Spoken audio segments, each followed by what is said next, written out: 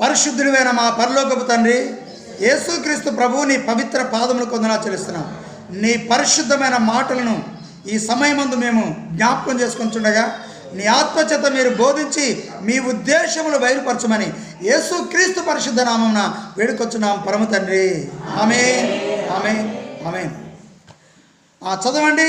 కీర్తన గ్రంథము 96వ అధ్యాయం 7వ వచనం. జనముల కుటుంబములారా యెహోవాకు చెల్లించుడి, మహిమ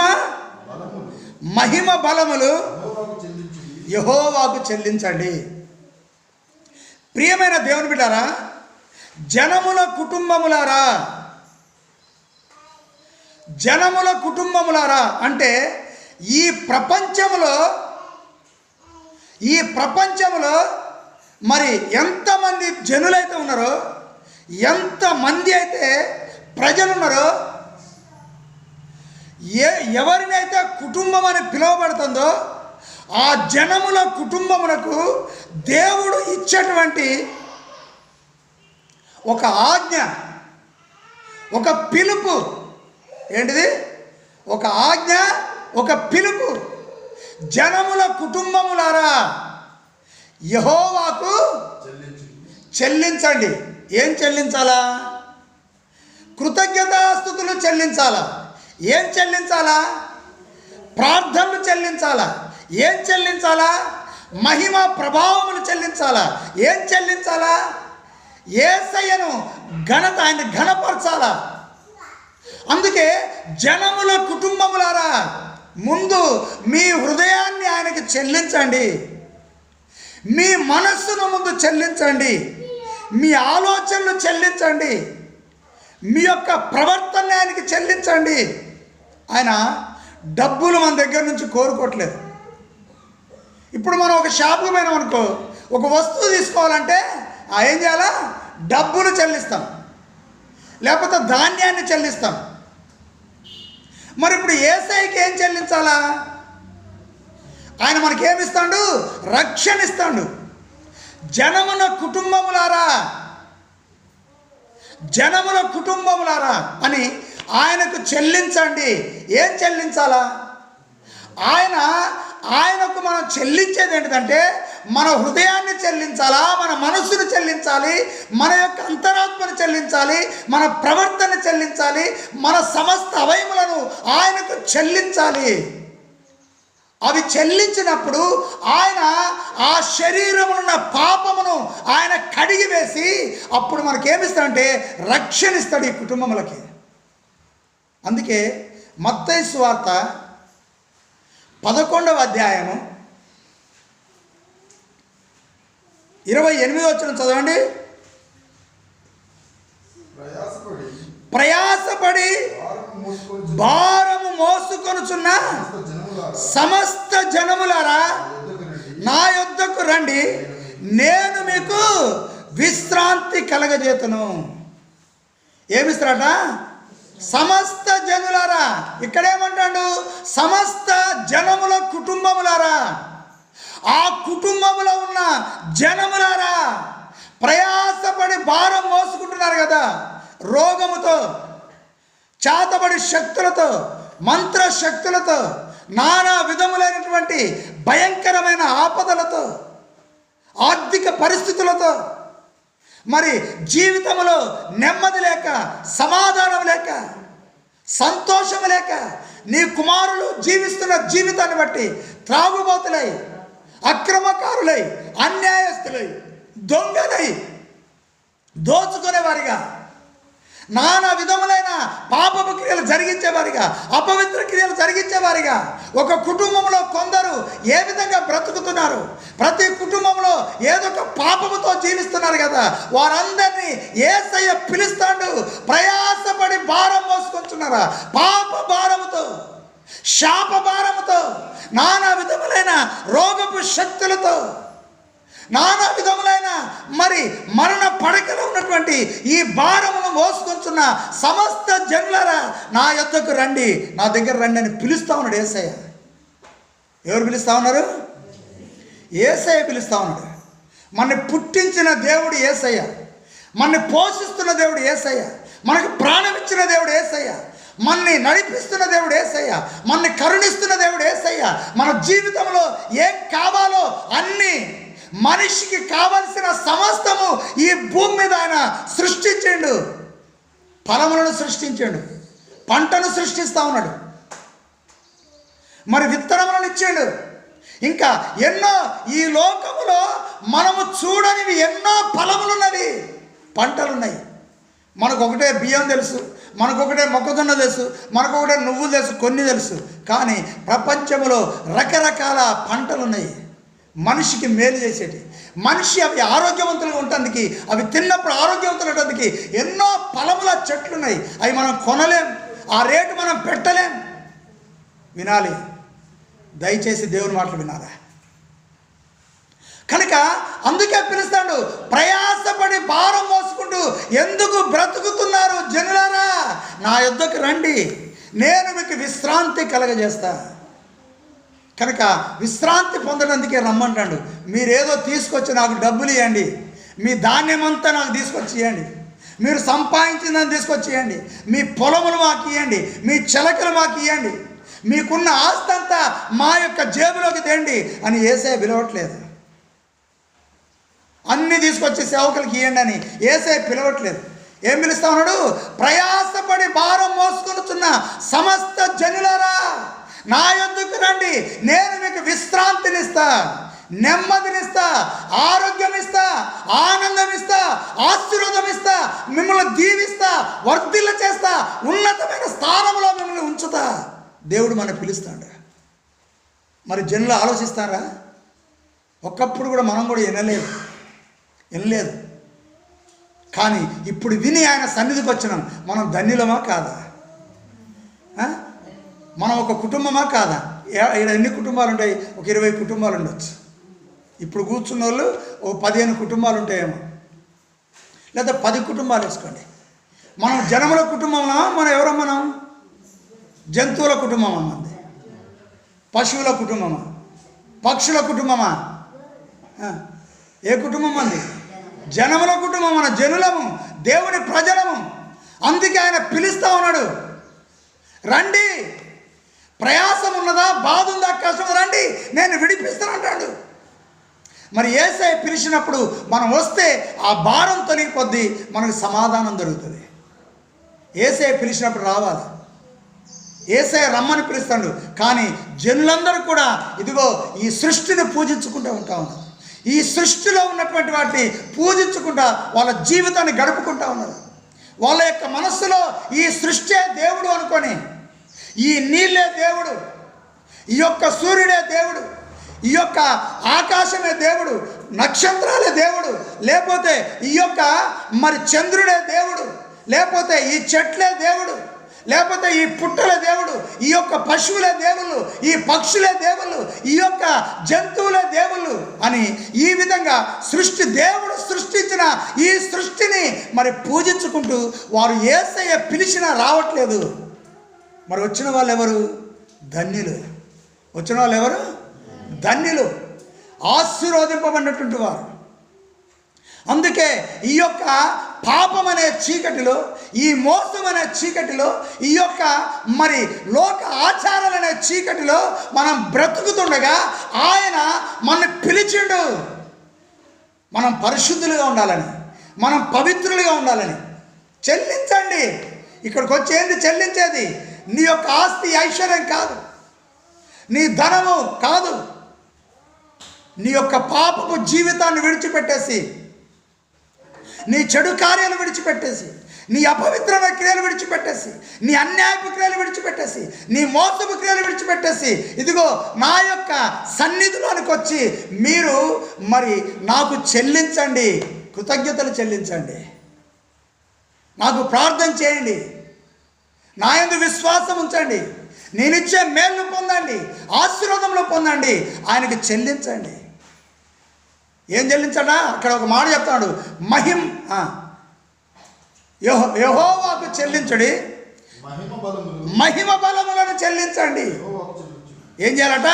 మహిమ బలములు. ఇప్పుడు మనకు బలం ఉన్నది, నాకు బలం ఉంది కదా అని ఈ లోకంలో మనం ఏదేం చేస్తాం? అదే మంచం మీద పడిపోయాను అనుకో,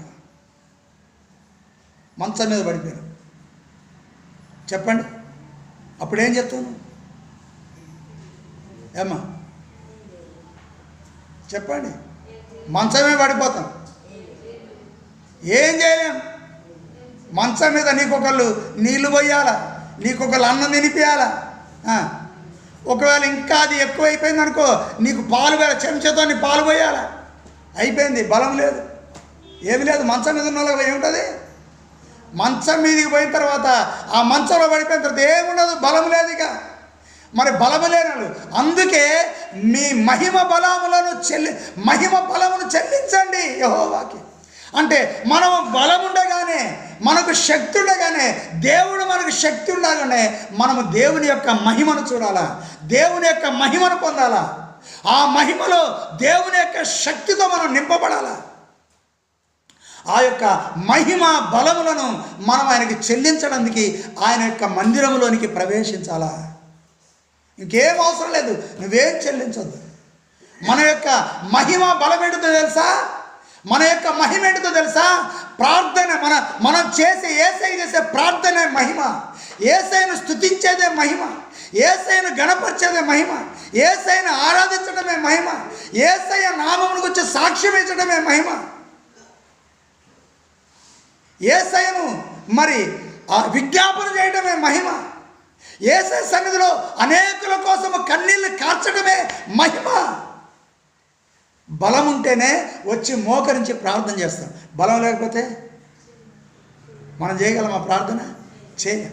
కనుక ఈ మహిమని అవన్నీ తీసుకొని వచ్చి ఈ మహిమను మనం పొందిన వారం అయినాం కనుక మనం బలము, ఆ యొక్క మహిమ బలమును అనగా మనం యేసయ్య దగ్గర నుంచి పొందిన ఈ యొక్క ఆశీర్వాదమును, దీవెనను మనం కలిగి యేసయ్య సన్నిధికి వచ్చి మనము ఈ యొక్క దేవుడు మనకిచ్చిన యొక్క ఈ మహిమను, దేవుడు మనకిచ్చిన ఈ యొక్క వెలుగును, దేవుడు మనకిచ్చిన ఈ యొక్క ఆశీర్వాదములను పట్టుకొని మనం దేవుని మందిరానికి రావాలి. యేసయ్య సన్నిధిలో ప్రవేశించి చూడండి, 8వ వచనం కూడా ఒక మాట, యెహోవా నామమునకు తగిన మహిమ చెల్లించండి. తగిన మహిమ చెల్లించండి. కనుక ప్రేమ దేవులారా, మళ్ళీ చదవమ్మా, పైన మళ్ళీ చదువు, 2వ వచనం చదువు, 2వ వచనం మొదలు చదువు, అదే 9వ వచనం మొదలు, 8వ వచనం. అనగా యేసయ్య నామమునకు తగిన మహిమను చెల్లించుడి, నైవేద్యము తీసుకొని ఆయన ఆవరణంలోనికి ప్రవేశించండి. ఏం తీసుకొని రావాలా? నైవేద్యం అంటే ఒకప్పుడు నైవేద్యాలు పెట్టినాం. ఎక్కడ విగ్రహాల దగ్గరికి పోయి నైవేద్యాలు పెట్టినాం. చేసినా లేదు? ఆ యొక్క గుడుల్లోకి వెళ్ళేసి మరి నైవేద్యాలు పోసుకుంటా వివాహాలు చేసుకున్నాం, నైవేద్యాలు పోసుకుంటా ఉపవాసాలు ఉన్నాం, నైవేద్యాలు పోసుకుంటా. కానీ ఆ నైవేద్యం కాదు దేవుడు కోరుకునేది. ఏ నైవేద్యమో? ప్రార్థన అనే నైవేద్యమును తీసుకొని ఆయన యొక్క ఆవరణంలోనికి ప్రవేశించండి. దేవునికి చెల్లించే ఆ యొక్క మరి మహిమను తీసుకొని రండి. దేవుడు నీకు ఇచ్చిన పరిశుద్ధతను, నీకు ఇచ్చిన పవిత్రతను, నీకు ఇచ్చిన నీతిని, నీకు ఇచ్చిన భక్తిని, నీకు ఇచ్చిన యథార్థతను తీసుకొని నైవేద్యముగా అర్పించు. నీ దేహమును అర్పించు, నీ హృదయాన్ని అర్పించు, నీ మనస్సును అర్పించు, నీ క్రియను అర్పించు. ఆ యొక్క అగ్నిలో నైవేద్యం పోసినట్లుగా ఆయన సన్నిధిలో నీ ప్రార్థన అర్పించు, నీ విన్నపములు అర్పించు, నీ విజ్ఞాపన అర్పించు, నీ కృతజ్ఞత అర్పించు, నీ ఆరాధన అర్పించు. ఆ నైవేద్యము కాదు, అగ్నిలో ఆ నైవేద్యం కాదు. అగ్ని అయి ఉన్నటువంటి ఆయన అగ్ని అయి ఉన్నాడు. ఆ అగ్ని అయిన యేసయ్య సన్నిధిలో, ఆయన సన్నిధిలో నీవు నీ జీవిత ప్రవర్తనను నీవు నైవేద్యముగా అర్పించు. అప్పుడు దేవుడు అంగీకరిస్తాడు. నీ నైవేద్యములు తీసుకొని ఏం చేయాలా? నీ పరిశుద్ధత, పవిత్రత, నీతి అనే నైవేద్యాన్ని తీసుకొని యేసయ్య నీతిమంతుడుగా నువ్వు రావాలా, పరిశుద్ధుడిగా రావాలా, యథార్థవంతుడిగా రావాలా. ఇక నీలో ఏ పాపం ఉండదు, ఏ చెడు ఉండదు. నువ్వు పవిత్రుడిగా వచ్చి, పవిత్రురాలుగా వచ్చి నీవు దేవుని సన్నిధిలో నీ ప్రార్థన నైవేద్యం అర్పించు. నీ పరిశుద్ధమైన జీవితాన్ని నువ్వు అర్పించు, దేవుడు అంగీకరిస్తాడు. అందుకే చూడండి, ప్రసంగి గ్రంథము 5వ అధ్యాయం మొదలు చూడండి.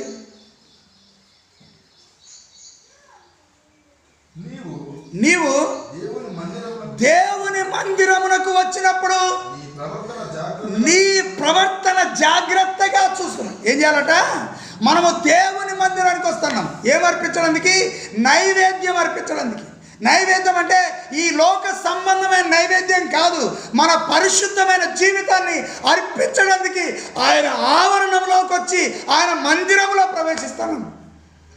అందుకే నీవు దేవుని మందిరానికి వచ్చినప్పుడు నీ ప్రవర్తన అనగా నువ్వు పరిశుద్ధుడవా, పరిశుద్ధురాలవా, లేకపోతే నువ్వు పాపంతో ఉన్నవా, చెడలవాట్లతో ఉన్నవా, దుర్భాషలతో ఉండి వస్తున్నావా, లేకపోతే మంచి భాషలు మాట్లాడుతూ వస్తున్నావా, నువ్వు ఏ క్రియను కలిగి దేవుని మందిరానికి వస్తా ఉన్నావు, దేవుని సన్నిధికి వస్తా ఉన్నావు, ఆలోచించుకోవాలా. నీవు దేవుని మందిరానికి వచ్చి నీ ప్రవర్తన జాగ్రత్తగా చూసుకోవాలా. నేను ఎక్కడ తప్పిపోయినా, ఎక్కడ పడిపోయినా. ఎందుకు? దేవుని మందిరానికి పరిశుద్ధులుగా ప్రవేశించి మన ప్రార్థన నైవేద్యాన్ని అర్పించాలి. అయితే ఒకవేళ అర్పించడానికి మనం యోగ్యులుగా ఉన్నామా లేదా, ఏదైనా మరి దేవునికి విరోధమైన నా నోటి నుంచో ఆలోచన నుంచో లేకపోతే నా క్రియల్లో ఏదైనా ప్రవర్తనలో ఏదైనా జరిగిందా, మనం జ్ఞాపకం చేసుకొని చూసుకొని మనం జాగ్రత్త పడి దేవుని మందిరంలో ప్రవేశించాలి. నీ ప్రవర్తన జాగ్రత్తగా చూసుకున్నాము. బుద్ధిహీనులు అర్పించినట్లుగా, బుద్ధిహీనులు అర్పించినట్లుగా బలి అర్పించుట కంటే సమీపించి ఆలకించుట శ్రేష్టం. కనుక బుద్ధిహీనులు ఎవరట? బుద్ధిహీనులు అంటే బుద్ధి లేనివారు. బుద్ధి లేని వారు ఏం చేస్తారు? వారు అన్ని దేవుని మందిరానికి వస్తారు, దేవుని వాక్యం వింటారు, దేవుని మాటలు వింటారు, దేవుని యొక్క సన్నిధిలో గడుపుతారు, ఉపవాసం ఉంటారు, మరి దేవుని సల కానుకలు సమర్పిస్తారు, ఎన్నో చేస్తారు, అన్నీ చేస్తారు. వచ్చేసి వారి ఇంటికి పోయిన తర్వాత వారు బుద్ధి లేకుండా ప్రవర్తిస్తారు. వారు బయటికి ఒక గ్రామాలకు వెళ్ళానుకో బుద్ధి లేకుండా ప్రవర్తిస్తూ ఉంటారు. బుద్ధిహీనులు, వీళ్ళే బుద్ధిహీనులు. దేవుని మందిరానికి వస్తాం, అన్నీ వింటాం, ప్రార్థన చేస్తాం, బయటికి వెళ్ళిపోయిన తర్వాత బుద్ధి లేకుండా ప్రవర్తిస్తాం. ఎవరైనా ఒక మాట అన్నారనుకో 4 మాటలు అంటాం. ఎవరైనా దూషించారనుకో ఇంకా 4 దూషిస్తాం. ఎవరైనా వాళ్ళ ఇంటి మన కోడి వాళ్ళ ఇంటికి పోయిందనుకో, వాళ్ళు తిట్టిందని మనం ఏం చెప్తాం, వాళ్ళది ఏదన్నా వస్తే ఇంకా దాన్ని పెట్టి తిడతామంట. ఇవన్నీ మన మనసులో ఉంటే మన అర్పణ దేవుడు ఎట్లా అంగీకరిస్తాడు? బుద్ధిహీనులు అర్పించినట్లుగా బలి అర్పించడం కంటే, అంటే ఒకప్పుడు ఇది పాత నిబంధన కాలంలో చెప్పబడిన మాటలు. దేవుని మందిరానికి వచ్చినప్పుడు వారి విషయమై వారి పాపం కోసము ఒక బలి కోసము ఒక గొర్రె పిల్లనో మేక పిల్లనో పౌర పిల్లనో తీసుకొని రావాలి. వారి పాపములు క్షమించబట్టడానికి, ఆ సంవత్సరం అంతా చేసిన పాపాలు క్షమించబట్టడానికి ఏదో ఒకటి తీసుకొచ్చి బలర్పించాలి. అయితే ఇక్కడ భక్తుడు అంటాడు, మీరు బుద్ధిహీనులుగా, మీరు బుద్ధిని అర్పించినట్లుగా బలర్పించుట కంటే మీరు సమీపించి ఆలకించుట శ్రేష్టం. బలర్పిస్తాను మంచిదే, కానీ బలర్పించడం కాదయ్యా. మీరు వచ్చి ఆలకించండి. ఏం ఆలకించాలా? వాళ్ళ ముఖం ఎట్లుంది, వీళ్ళ ముఖం ఎట్లుంది, వాళ్ళే బట్టలు కట్టుకొని వచ్చారు, వీళ్ళే బట్టలు కట్టుకొని వచ్చారు, ఈ కాదు ఆలకించేది. వాళ్ళ మెడలో ఎంత ఉంది, వీళ్ళ మెడలో ఎంత ఉంది, ఈయన ఆలకించడానికి వచ్చేది. ఏం ఆలకించాలా మరి? యేసయ్య మాటలను ఆలకించాలి, యేసయ్య మార్గమును ఆలకించాలి, యేసయ్య శక్తిని మనం ఆలకించాలి. సమీపించి ఆయన మాటలు వినాలి, ఆలకించాలి. ఆయన స్తుతించడము, ఆయన మయంపరచడం, ఆయన గణపరచడము ఆలకించాలి. ఇటు ఆరాధన జరుగుతూ ఉంటే అటు తిరుగుతూ ఉంటారు. ఇటు ఆరాధన జరుగుతూ ఉంటే ఆ పక్కనతో మాట్లాడతారు. ఇటు ఆరాధన జరుగుతూ ఉంటే ఆ బుక్ చదువుతూ ఉంటారు. ఆరాధన మాట్లాడుతుంది ఈ బైబిల్ అటు ఇటు తిరిగేస్తూ ఉంటారు. ఇటు ఆరాధన జరుగుతూ ఉంటే కళ్ళు మూసుకొని చేతులు జోడించి ఆరాధనలో పాలు పొందితే దేవుడు ఆశీర్వదిస్తాడు. ఏం ఆలకిస్తున్నాం మనం? ఆలకించుట, బలర్పించడం కాదు, బుద్ధిహీనులు అర్పించినట్టుగా బలర్పిస్తే ప్రయోజనం ఏంటి? బుద్ధి లేకుండా అంటే బలర్పించడం అంటే, అందుకే చూడండి మత్తయి సువార్త 5వ అధ్యాయం 21 వచ్చిన కూడా చూడండి. 20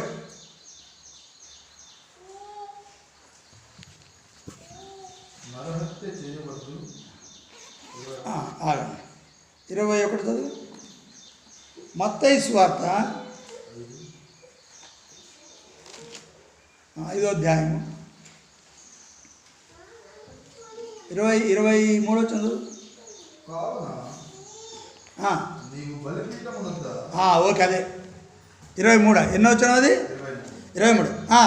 కావున నీవు బలిపీఠమునొద్ద అర్పణము అర్పించుచుండగా, అర్పణము అంటే ఏం అర్పించుచుండగా, ఇప్పుడు పాత కాలంలో బలిపీఠం మీద బలర్పించేవారు పాపముల కోసమై.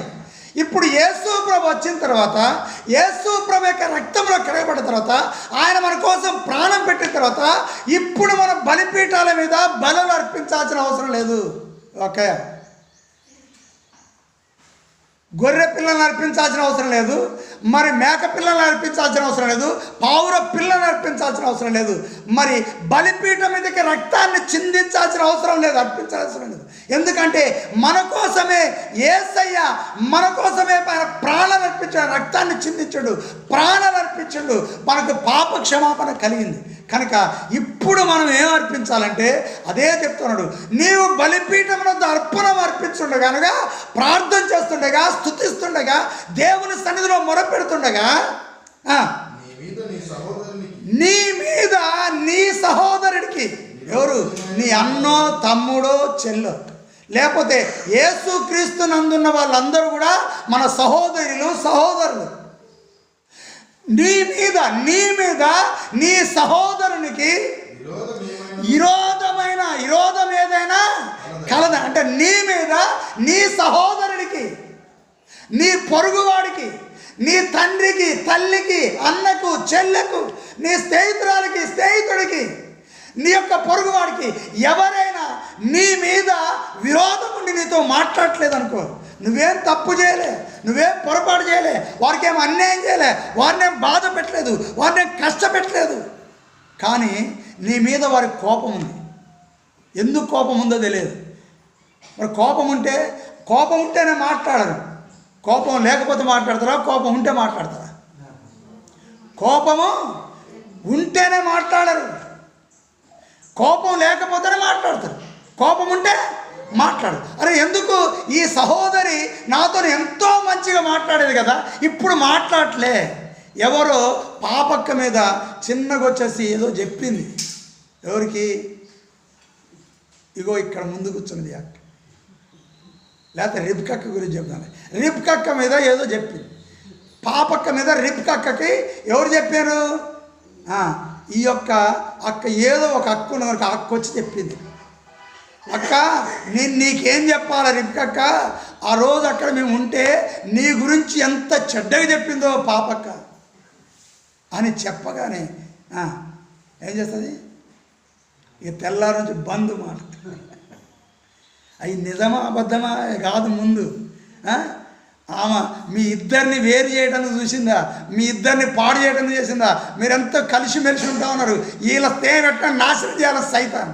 వాళ్ళిద్దరు కలిసి ప్రార్థన చేస్తారు, వాళ్ళిద్దరు కలిసి దేవుని మాటలు చెప్పుకుంటారు, వారిద్దరు కలిసి దేవుని స్తుతిస్తారు, వారిద్దరు కలిసి మంచుకుంటారు. కనుక సైతాన్ ఏం చేసింది? వీళ్ళని ఎట్టైనా వేరు చేద్దాం చూద్దాం అని ఇంకొక అక్క చిన్నగా పోయింది, చెప్పింది.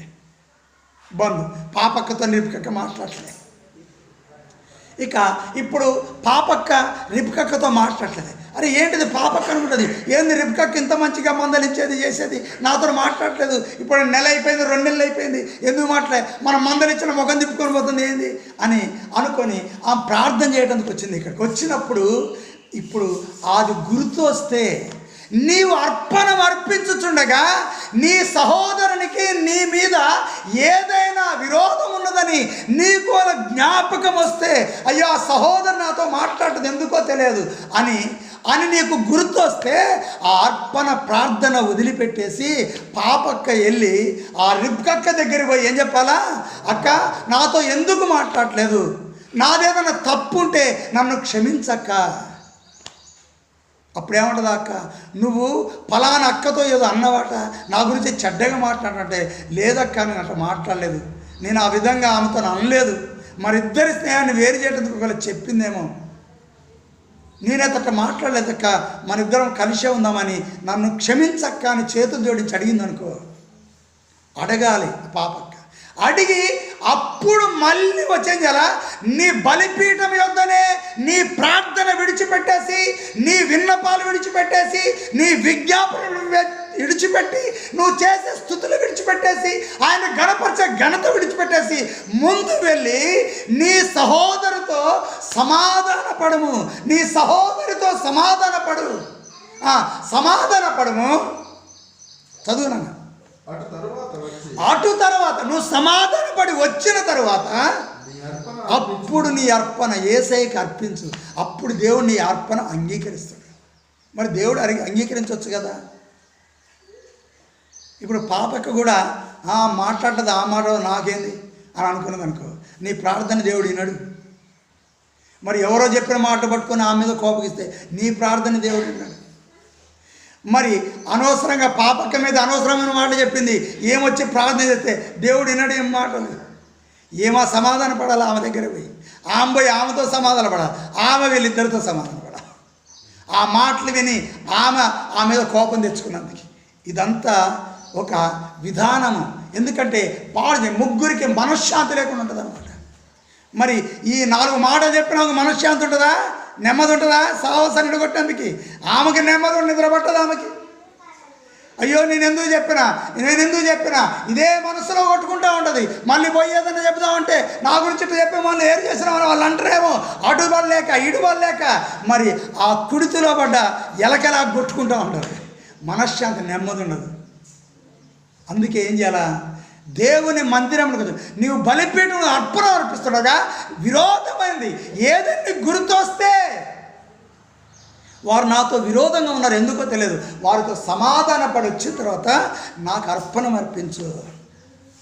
బుద్ధిహీనుల్లాగా గుర్తొచ్చినా కూడా యేసయ్యా నేనేమనలేదు కానీ నా మీద కోపంగా ఉందయ్యా అని చెప్పి ప్రార్థన చేస్తే వీళ్ళు బుద్ధిహీనులు చేసే ప్రార్థన ఇది.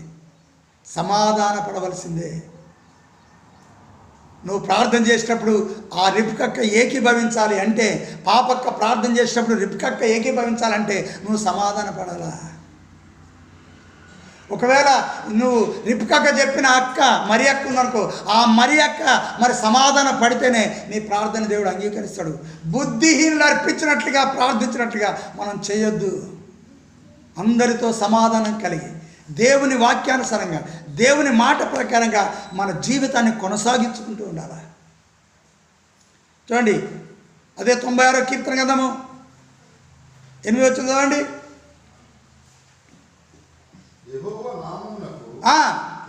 తగిన మహిమను చెల్లించండి. ఎప్పుడు దేవుడు మహిమనిస్తారంటే నువ్వు పరిశుద్ధంగా జీవిస్తున్నప్పుడే దేవుని యొక్క మహిమ మీద నిలిచి ఉంటుంది.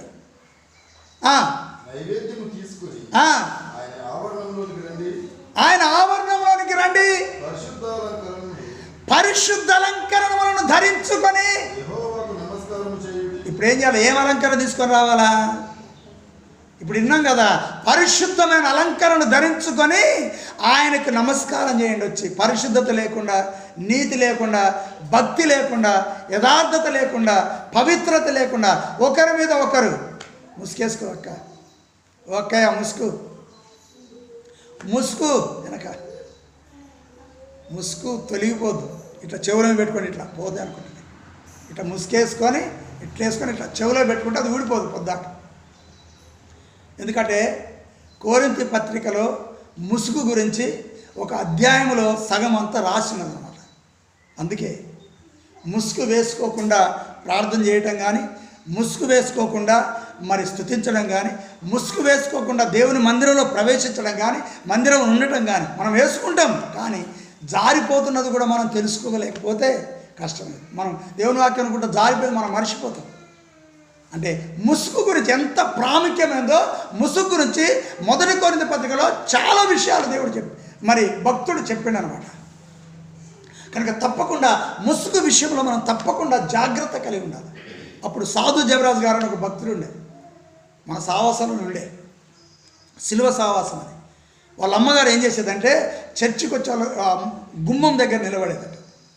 ఆయన ఇచ్చిన సాక్ష్యం, ఆ చర్చి గుమ్మం దగ్గర నిలబడేదట.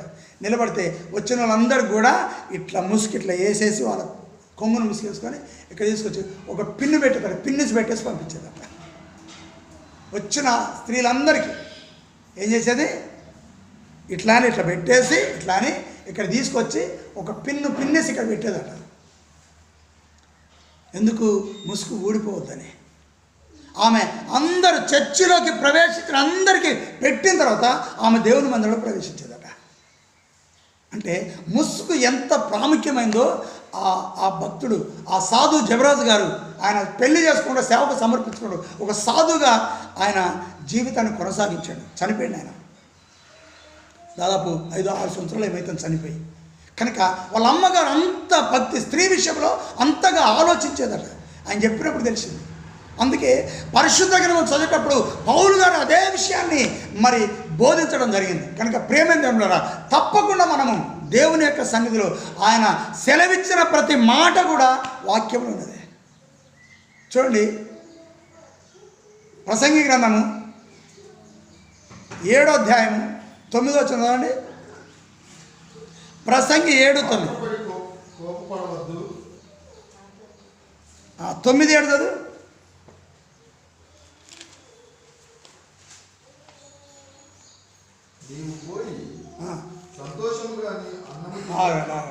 చెప్తా.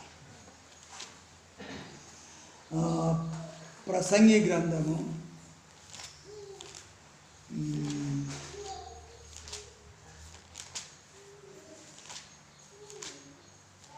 7వ అధ్యాయము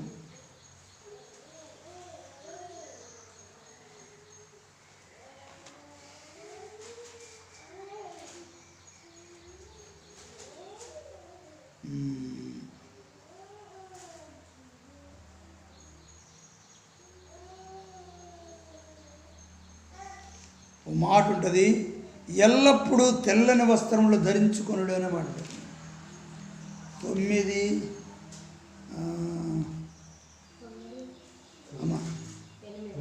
చదవండి. 8వ వచనం చదవండి. 9వ అధ్యాయం 8వ వచనం. ఎల్లప్పుడూ తెల్లని వస్త్రములు ధరించుకొనుము, నీ తలకు నూనె తక్కువ చేయకము. దేవుడు నీకు దయచేసిన ఈ ఆయుష్కాలం ఎలాంటిదంటే వ్యర్థమైందట. ఆ వ్యర్థమైన నీ ఆయుష్కాలం చాలు. మీరు ఎల్లప్పుడూ తెల్లని వస్త్రములు ధరించుకొనుము, నీ తలకు నూనె తక్కువ చేయకము. ఏం చేద్దట? తెల్లని వస్త్రములు. ఇప్పుడు ఎంతమంది ధరించుకొని తెల్లని వస్త్రాలు? ఎల్లప్పుడూ ధరించుకోండి అంటాడు. ఎప్పుడు? ఎల్లప్పుడూ. ఇది దేవుని వాక్యంలో ఉన్నదా లేదా? మరి తెల్లని వస్త్రాలు ధరించుకోవాలి. కనీసము ఎల్లప్పుడూ ధరించుకోకపోయినా, నిన్న యూట్యూబ్లో ఓ పోస్ట్ పెట్టండి ఓ పాస్టర్ గారు. ఆమె ఒక ఆడామె, ఒక స్త్రీ ఏమన్నా తెలుసా, ఆడవాళ్ళు తెల్లని బట్టలు కట్టుకొని ముండమోపులాగా పోతాను చర్చికి అని. దానికి పాస్టర్ గారు ఫోన్లో మాట్లాడితే ఏందా ఇదేనా మీరు నమ్మిన దేవుడు మీకు నేర్పించిన సంస్కారం ఇదా అని అడిగిండు. తెల్లని వస్త్రములు పరిశుద్ధ క్రియలకు గుర్తమ్మా. దేవుని మందిరానికి వెళ్ళేటప్పుడు పరిశుద్ధమైన క్రియలు ధరించడం. పరలోకములో కూడా మహిమ వస్త్రములు ధరించుకొని పరలోకంలో జీవిస్తాం మేము. అందుకే దానికి సాదృశ్యంగా ఇక్కడ తెల్లని వస్త్రాలు ధరించుకున్నాము. తెల్లని వస్త్రాలు కట్టుకుంటే తప్పేంటిదమ్మా, ఇదేనా నీ సంస్కారం అని అడిగిండు. ఆమె తడబడుతుంది మాట్లాడటానికి. కనుక ఇట్లా తయారైన చాలామంది తయారైంది, ఏదో మాట్లాడుతూ ఉంటారు. కనుక తెల్లని వస్త్రములు, దేవుని వాక్యాన్ని నెరవేర్చాలా. ఎవరి గురించి మనకెందుకు, ఎవరేదో మాట్లాడితే మనకెందుకు. ఎల్లప్పుడూ తెల్లని వస్త్రములను ధరించుకొనుడి. మీ తలకు నూనె తక్కువ చేయదు. ఎర్రగా ఉంటాయి మన ఇంటికి. ఎట్లుంటాయి? ఇప్పుడు కొబ్బరి నూనె 250 రూపాయలు పావుకిలో. అది రాసినామనుకో 200 రూపాయలు మీ తలకు పెట్టాలంటే నెలలో 3 సార్లు 3 రోజులకి అయిపోద్దా? 3 సార్లకి ఏమ్మా, వారానికి ఒకసారి పెట్టినా ఎన్నిసార్లకు వస్తుంది పావు కిలో కొబ్బరి నూనె? చెప్పరేంది? పెడతానా మీరు కొబ్బరి నూనె? పెడితే సంతోషమే. మీ తలకు నూనె తక్కువ చేయదు. ఎందుకు? నూనె అనేది పరిశుద్ధాత్మ గుర్తు. ఈ రోజుల్లో స్త్రీలు ఏం చేస్తారు, మంచిగా వాళ్ళు నూనె పెట్టక, తైలం పెట్టక వాళ్ళ ఎంట్రుకలన్నీ కూడా ఎర్రబడిపోయి ఎగురుతూ ఉంటాయి అన్నమాట. ఎర్రబడి ఎగురుతూ ఉంటాయి. నూనె పెట్టండి, తలకు నూనె. నూనె పరిశుద్ధాత్మకు గుర్తు. పరిశుద్ధాత్మ గుర్తు అంటే మనం నూనె పెట్టుకోవడం వల్ల దేవుని ఆత్మను కలిగి ఉన్న వారే పెట్టుకుంటారు, లేదా పెట్టుకోరు, ఇష్టపడరు నూనె పెట్టుకుంటానికి. అంటే దేవుని బిడ్డలు తప్పకుండా నూనె పెట్టుకోవాలి. తెల్లను కనీసము ఆదివారము దేవుని మందిరానికి వచ్చేటప్పుడు ఎన్నో మార్లు దేవుడు మాట్లాడండి. కానీ వీళ్ళకు బుద్ధి లేనివారు ఏమీ లేనారా? బుద్ధి లేని వారుగా వచ్చి ప్రార్థన చేస్తూ ఉంటారు, బుద్ధి లేని వారుగా వచ్చి చర్చిలో కూర్చుంటారు. దేవుని వాక్యమా లేదా నేను చెప్తాను? బుద్ధిహీనులు అర్పించినట్లుగా మీరు బలి అర్పించొద్దు అన్నాడు. మన బలి ఏంటిది? ప్రార్థనే మన బలి. మరి ఈ ప్రార్థన చేయడానికి వచ్చే మనము ఈ తెల్లని వస్త్రాలు ధరించుకొని వచ్చి ప్రార్థన చేయాలి కదా. ఈ తెల్లని వస్త్రం కనీసం ఆదివారం ఒక్క పూట దయచేసి అర్థం చేసుకోండి. దేవుని వాక్యాన్ని అతిక్రమించకండి. దేవుడు ఆదాము అవ్వలతో చెప్పి ఈ ఫలములు తినొద్దు అన్నాడు. వారు తిన్నందుకు దేవునికి దూరం అయిపోయారు. మనం కూడా అంతే, పరలోకానికి దూరం అయిపోతాం. తెల్లని వస్త్రాలు ధరించుకొని రండి ఆదివారం నాడు. ఒకవేళ అక్కడ మీరు ఎవరో చూసి ఏదైనా మాట్లాడుకుంటారంటే తెచ్చుకొని ఈ ఇంటిలో లేకపోతే ఈ ఇంట్లోనో ఆ ఇంటికి వెళ్ళి కట్టుకొని రండి. ఇక తెల్లని వస్త్రాలు కట్టుకుంటుంది కూడా మనం సిగ్గుపడితే మరి పరలోక రాజ్యం ఎట్లా ప్రవేశిస్తాం? చూడాలమని వాళ్ళు ప్రజలు మనం తెల్లని వస్త్రాలు కట్టుకొని పరిశుద్ధ గ్రంథం పట్టుకొని వస్తూ ఉంటే వాళ్ళు మనం చూడాలా. దేవదూతలు అనాలి. వాళ్ళు పనికిమాలను మాట్లాడతారు. కానీ అందరూ ఏమంటారు? వీళ్ళు దేవదూతల్లాగా ఉన్నారు, దేవతల్లాగా ఉన్నారు అని అంటారు. మీకు తెలియదు ఆ సంగతి. వాళ్ళని చూసి మనం భయపడతాను. వాళ్ళని చూసి మనం భయపడి ఈ రంగు చీరలు కట్టుకున్నతో పూల చీరలు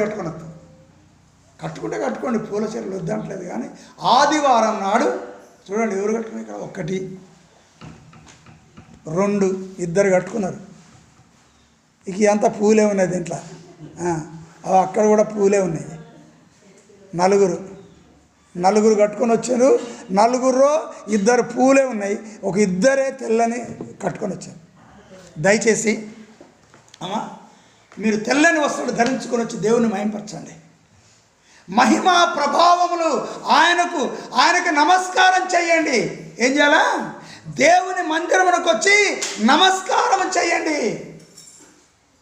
ఈ విధంగా దేవుని మందిరంలో ప్రవేశించి దేవునికి నమస్కారం చేయడానికి మనం సిద్ధపరచుకోవడం మేలుకరమైంది. కనుక ప్రేమ దేవునులారా, ఈ సమయమందు ఈ దినమున ప్రభువు సన్నిధిలో మన అంతరాత్మను, మన యొక్క ఆలోచనను, మన యొక్క విధానమును మనం జ్ఞాపకం చేసుకొని దేవునికి నమ్మకస్తులుగా జీవించడం కోసము మనము సిద్ధపరుచుకున్నాం. మోకరించండి, ప్రార్థన చేద్దాం. ప్రియమైన దేవుని బిడ్డలారా, ఆయన పరిశుద్ధమైన సన్నిధిలో ఆయన మాటకు విలువిచ్చి, ఆయన వాక్యానికి విలువిచ్చి, ఆయన సన్నిధికి విలువిచ్చి, ఆయన మందిరానికి విలువిచ్చి, ఆయన కృపగల దేవుడు గనక, ప్రేమగల దేవుడు గనక, ఆదరించే దేవుడు గనక ఆయనకు విలువనిచ్చి ఆయన వాక్యాన్ని నెరవేర్చుదాం, ఆయన మాటను నెరవేర్చుదాం, ఆయన మాట ప్రకారంగా జీవించుదాం. ప్రార్థన చేద్దాం. పరిశుద్ధుడైన మా పరలోకపు తండ్రి యేసుక్రీస్తు ప్రభువా, నీ పవిత్ర పాదములకు వందనాలు.